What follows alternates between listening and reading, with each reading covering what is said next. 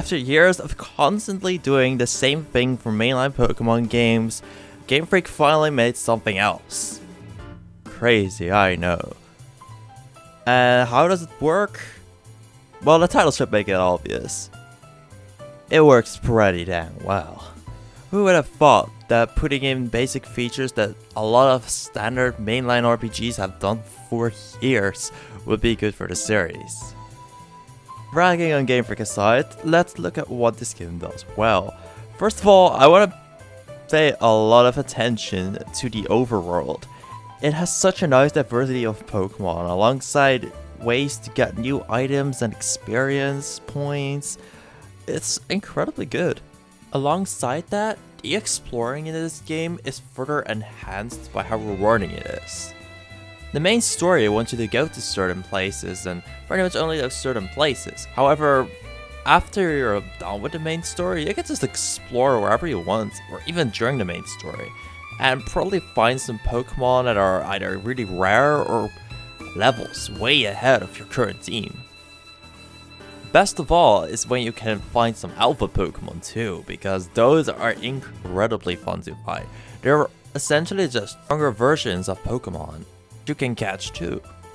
However, they're a bit more of a challenge to beat or even catch, so going out of your way to find one of these is incredibly fun. Exploring also goes hand to hand with the catching mechanics of this game. Didn't know, catching a Pokemon from behind will raise your success rate of catching them.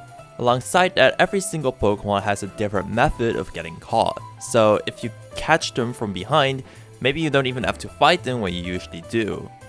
This way, the overworld somewhat incentivizes stealth gameplay.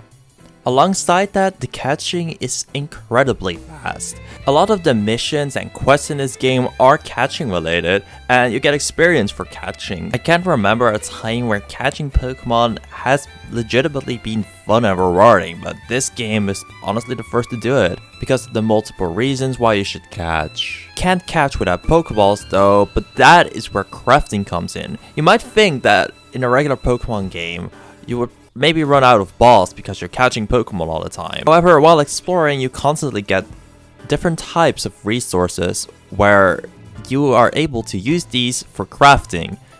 And this crafting can be used for different types of items, such as Pokeballs and potions. This further enhances the need to explore because it will make a lot of the core gameplay a lot more fun. Enough the core gameplay, which I consider to be the Pokemon battles, they're a lot more fun than they used to be.